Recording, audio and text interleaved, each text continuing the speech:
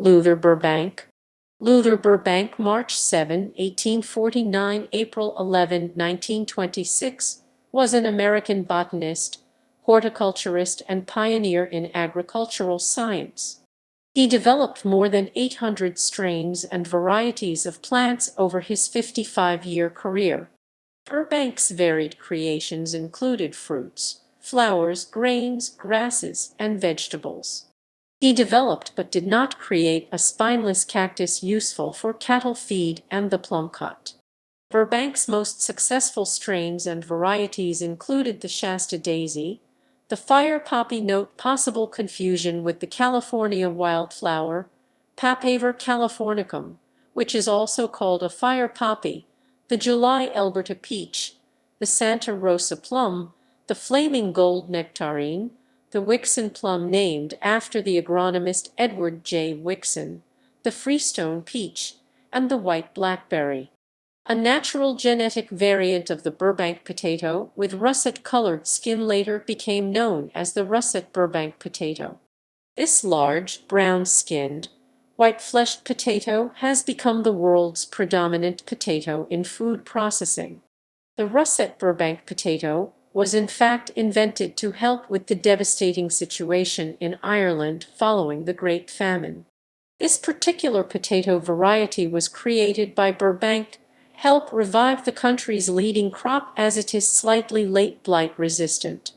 Late blight is a disease that spread and destroyed potatoes all across Europe but caused extreme chaos in Ireland due to the high dependency on potatoes as a crop by the Irish.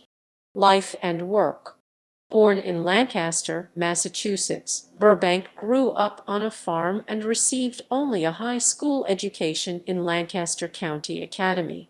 The 13th of 15 children, he enjoyed the plants in his mother's large garden.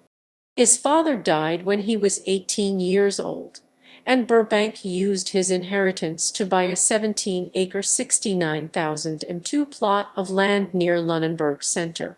There, he developed the Burbank potato. Burbank sold the rights to the Burbank potato for $150 and used the money to travel to Santa Rosa, California, in 1875. Later, a natural vegetative sport that is, an aberrant growth that can be reproduced reliably in cultivation of Burbank potato, with russeted skin was selected and named Russet Burbank potato. Today, the Russet Burbank potato is the most widely cultivated potato in the United States. The potato is popular because it doesn't expire as easily as other types of potatoes. A large percentage of McDonald's French fries are made from this cultivar. In Santa Rosa, Burbank purchased a 4-acre 16,002 plot of land and established a greenhouse, nursery, and experimental fields that he used to conduct crossbreeding experiments on plants inspired by Charles Darwin's The Variation of Animals and Plants Under Domestication. This site is now open to the public as a city park, Luther Burbank Home and Gardens. Later, he purchased an 18-acre 7.3 ha plot of land in the nearby town of Sebastopol, called Gold Ridge Farm. Burbank became known through his plant catalogs, the most famous being 1893's New Creations in Fruits and Flowers, and through the word of mouth of satisfied customers, as well as press reports that kept him in the news throughout the first decade of the century. In that same year, Stark Bros Nurseries and Orchards Company discovered the delicious apple, an elongated fruit with 5 bumps on the calyx end. The oddly shaped apple attracted the attention of Burbank, a famed grafter and butter of trees, plants, and flowers. He called the new delicious variety the finest flavored apple in all the world. It was also in 1893 that the Starks began their storied cooperation with Luther Burbank and his fantastic new varieties of fruits. Among those with the foresight to recognize the possibilities of Burbank's work was Clarence McDowell Stark, who went to California and sought Burbank out. After talking to him in Santa Rosa and seeing the results of his experiments, Clarence was convinced that Burbank was right and his professorial critics were wrong. To Clarence's great dismay, he saw that Luther Burbank was operating a small seed and nursery business in an attempt to finance his experiments and provide himself a living. It was clear that he would never be able to realize his potential under these meager circumstances. Clarence said to Burbank, "I don't think you will ever make a real success in the nursery business because your heart is not in it. But if you will carry forward the type of hybridizing you are doing, I think you will go very far in your chosen field. To demonstrate our sincere belief in your work, our company will give you $9,000. You will let me pick 3 of these new fruits you have shown me." Burbank often credited the Stark family with making his work profitable. In return, he later joined with Thomas Edison to support Paul Stark Sr. in his fight to get patent legislation passed for plant breeders. Along with Clarence's $9,000 worth of help, Luther also had something of a fan club, the Luther Burbank Society. The group took it upon themselves to publish his discoveries and manage his business affairs, affording him some additional means by which to live. From 1904 through 1909, Burbank received several grants from the Carnegie Institution to support his ongoing research on hybridization. He was supported by the practical-minded Andrew Carnegie himself over those of his advisors who objected that Burbank was not scientific in his methods. Gastrointestinal complications and violent hiccups weakened Luther in the last 2 weeks before his death. At his bedside were Elizabeth, his wife, and his sister when he died on April 11, 1926. The famous botanist was buried in an unmarked grave under a giant cedar of Lebanon at the Luther Burbank home and gardens in Santa Rosa, California. The tree in the photo no longer stands. As Burbank's life drew to a close, the question arose as to who would carry on his work, and naturally, there were many interested in doing so. Before his death in April 1926, Luther Burbank spoke quietly to his wife and said, "If anything happens to me, you will have to dispose of the business and the work. There aren't a dozen organizations in the world that are equipped to go forward with it. Of them all, there is really only one I think of that could make the most of it." He named Stark Bros Nurseries and Orchards Company to carry on the work. Considerable argument has been spent upon whether the plants were technically willed to Stark Bros. They were not. He left everything to Elizabeth: money, personal property, real estate, dozens of municipal utility bonds, and the plants and precious seeds. Elizabeth had first approached both Stanford and Berkeley to have either or both universities take over the experimental farm, but sold to Stark when those proffers didn't materialize. Mrs. Burbank entered into an agreement with Stark Bros on August 23, 1927, to take the material they wanted from Burbank's properties. The contract included ownership of the business name and all of the customer information. A September 6, 1927 contract provided exclusive rights sell uncompleted experiments with fruits at Sebastopol except the Royal and Paradox for 10 years. Stark Bros had right of renewal. Tax receipts indicate payments of $27,000 to Mrs. Burbank. Exciting new kinds of fruits and flowers Burbank had developed but never marketed included 120 types of plums, 18 peaches, 28 apples, 500 hybrid roses, 30 cherries, 34 pears, 52 gladioli, and many more. Stark Bros subsequently introduced many of these varieties in their catalog. Until 1931, the experiment farm fell into some disrepair, so Stark Bros sent emissaries to retrieve the most promising fruit, nut, and ornamental shrubs, and in 1931 sold the flowers, vegetables, and seeds to Burpee Seed Company. J.B. Cale came from Stark Bros to coordinate the efforts and worked there from 1931 1934.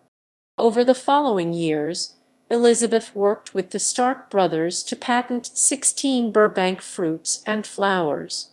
The patent's name, Luther Burbank, deceased as inventor by Elizabeth Waters Burbank, executrix of his estate. In 1935, Stark ended the agreement with Mrs. Burbank, or vice versa. Mrs. Burbank then dispersed the majority of the gardens for subdivision. She sold the remaining property, excluding the house and greenhouse, to the Santa Rosa Junior College for use as a training ground. This lasted until 1954. J.B. Cale stayed on as the caretaker. 20 years later, the city took over ownership of the property, which it retains today, as a free public showplace. The gardens include a thornless rose, spineless cactus, rainbow corn, a hybrid mulberry tree which Luther hoped would spark an American silk industry, and his red combustion plant Euonymus alatus. Burbank Creations. Burbank created hundreds of new varieties of fruits: plum, pear, prune, peach, blackberry, raspberry, potato, tomato, ornamental flowers, and other plants. He introduced over 800 new plants, including flowers, grains, grasses, vegetables, cacti, and fruits.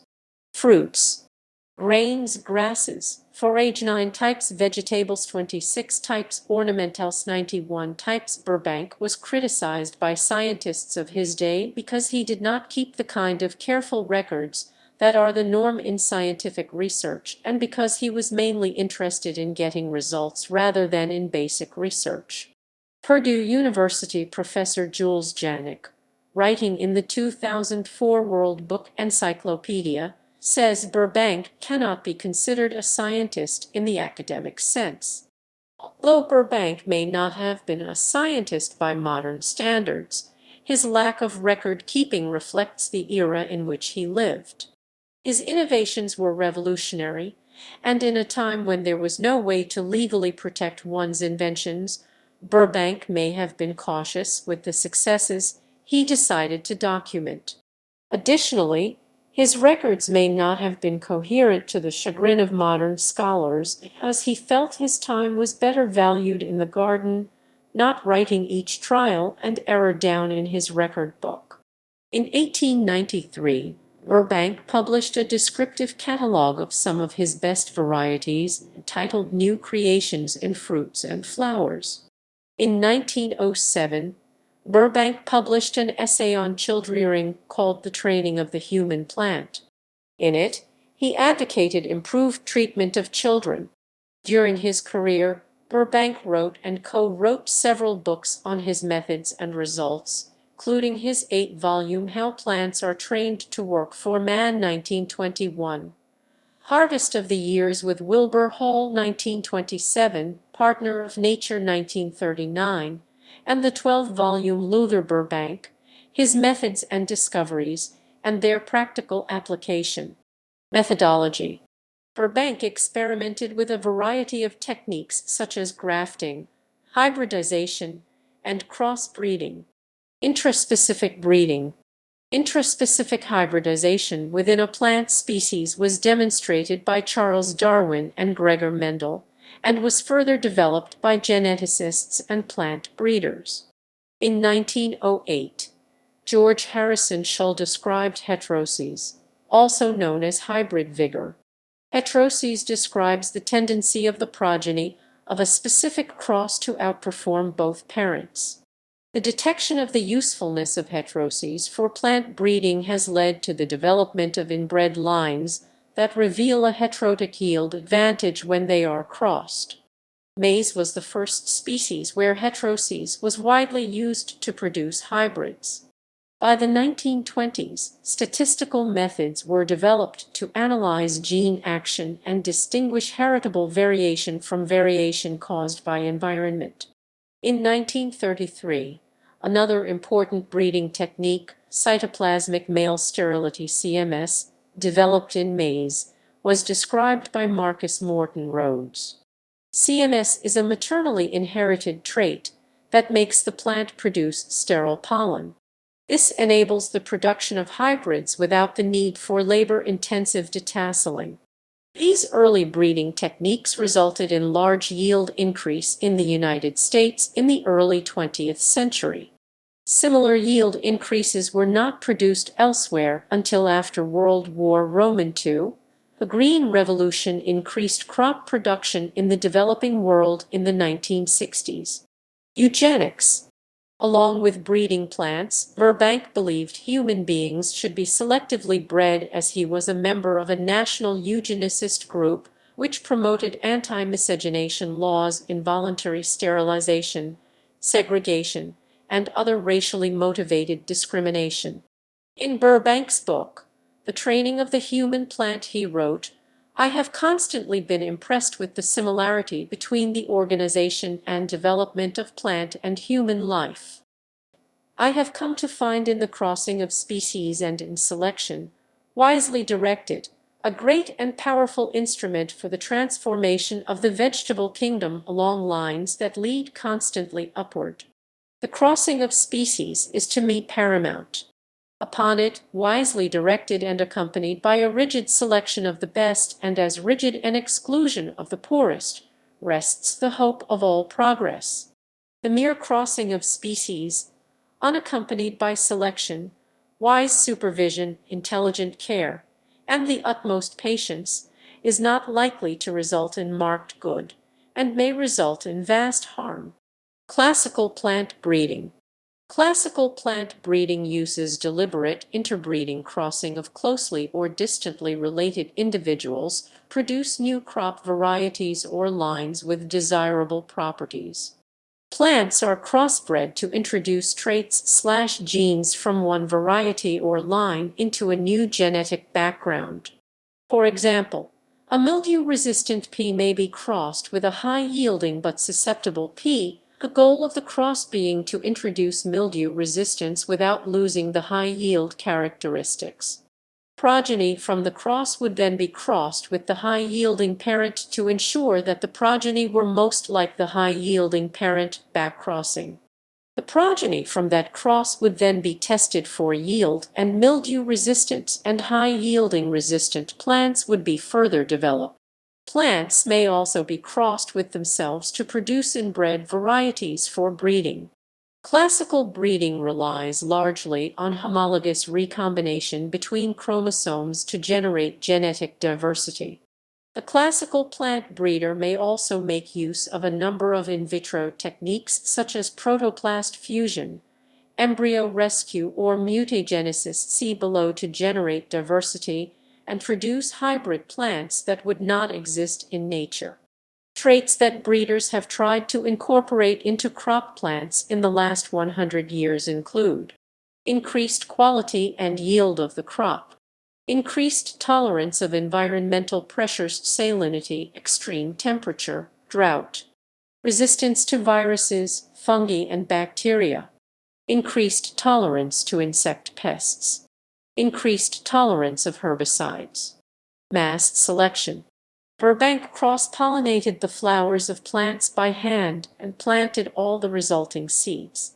He then selected the most promising plants to cross with other ones. Personal life.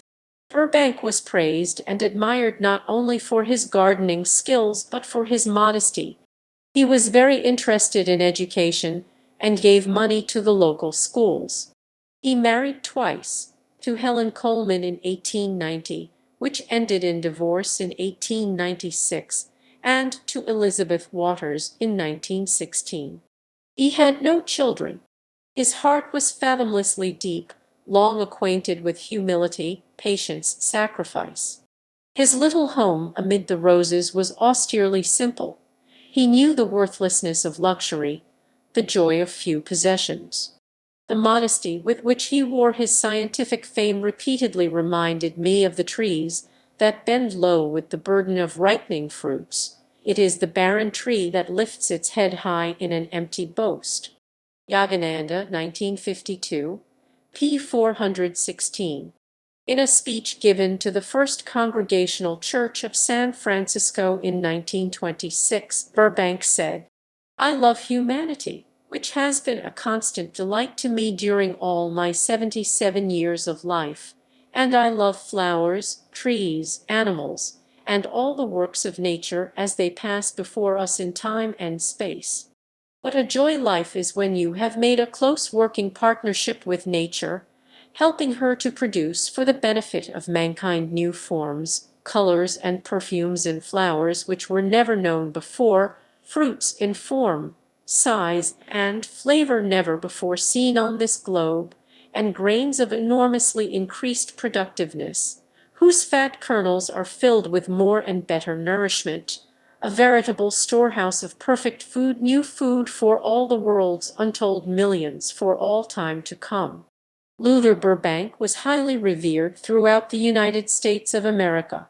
In September 1905, a group of California's most influential businessmen, intellectuals, and politicians gathered at a banquet thrown in honor of Luther Burbank by the State Board of Trade.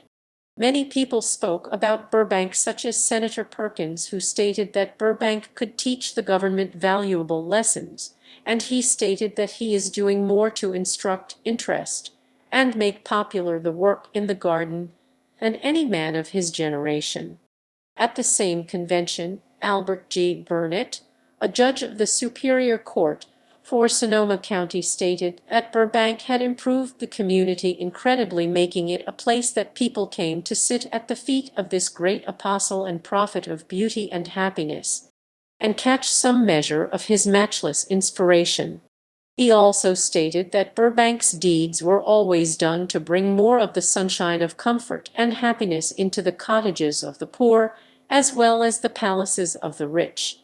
In 1924, Burbank wrote a letter endorsing the Yagoda training system of Paramahansa Yogananda as a superior alternative to what he considered narrowly intellectual education offered by most schools. He caused a great deal of public controversy a few months before his death in 1926, when he answered questions about his deepest beliefs by a reporter from the San Francisco Bulletin with the following statement: "I am an infidel today. I do not believe what has been served to me to believe. I am a doubter, a questioner, a skeptic. When it can be proved to me that there is immortality, that there is resurrection beyond the gates of death. Until then, no." Paramahansa Yogananda writes in Autobiography of a Yogi that intimate communion with nature, who unlocked to him Burbank many of her jealously guarded secrets, had given Burbank a boundless spiritual reverence. Burbank had received Kriya Yoga initiation from Paramahansa Yogananda, and he is quoted as saying, "I practice the technique devoutly, Swamiji. Sometimes I feel very close to the infinite power. Then I have been able to heal sick persons around me, as well as many ailing plants." He is also recorded as saying the following in relation to his deceased mother: "Many times since her death I have been blessed by her appearance in visions. She has spoken to me." Death. In mid-March 1926, Burbank suffered a heart attack and became ill with gastrointestinal complications. He died on April 11, 1926, aged 77, and is buried near the greenhouse at the Luther Burbank Home and Gardens. An address at the memorial service was given by Judge Ben Lindsay. Legacy. Burbank's fame and admiration reflect the various ways people see humans' roles in nature, by representing both the importance of our connection to the natural world and the numerous possibilities created by plant manipulation. Burbank's work spurred the passing of the 1930 Plant Patent Act 4 years after his death. The legislation made it possible to patent new varieties of plants, excluding tuber-propagated plants. Thomas Edison testified before Congress in support of the legislation and said that this bill will, I feel sure, give us many Burbanks. The authorities issued plant patents #12, #13, #14, #15, #16, #18, #41, #65, #66, #235, #266, #267, #269, #290, #291, and #1041 to Burbank posthumously. In 1931, while visiting San Francisco, Frida Kahlo painted a portrait of Burbank emerging as a tree from his interred corpse. In 1940, the U.S. Postal Service issued a 3-cent stamp honoring Burbank. In 1986, Burbank was inducted into the National Inventors Hall of Fame. The Luther Burbank Home and Gardens in downtown Santa Rosa are now designated as a National Historic Landmark. Luther Burbank's Gold Ridge Experiment Farm is listed in the National Register of Historic Places a few miles west of Santa Rosa in the town of Sebastopol, California. The home that Luther Burbank was born in, as well as his California Garden office, were moved by Henry Ford to Dearborn, Michigan, and are part of Greenfield Village. Several places and institutions are named for Luther Burbank. They include Luther Burbank Center for the Arts, a large facility in Santa Rosa, California. Luther Burbank High School in Sacramento, California. Luther Burbank High School in San Antonio, Texas. The Luther Burbank School District in San Jose, California. Luther Burbank Middle School in Lancaster, Massachusetts.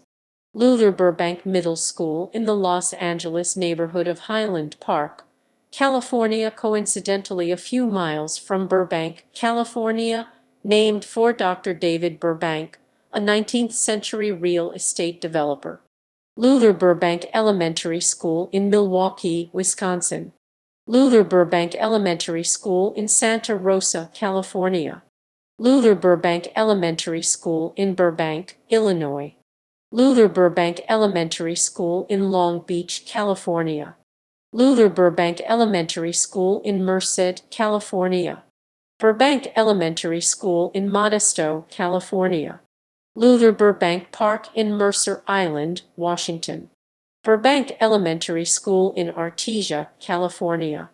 The census-designated place Burbank, Washington. The census-designated place Burbank, Santa Clara County, CA. The census-designated place Burbank, Illinois. The census-designated place Burbank, Alabama. Luther Burbank Savings, Santa Rosa-based financial institution, plant species named after Luther Burbank, Canna Burbank. Chrysanthemum burbankii Machino asteraceae. Myrica X burbankii A. Chev. Myricaceae. Solanum X burbankii Solanum retroflexum solanaceae.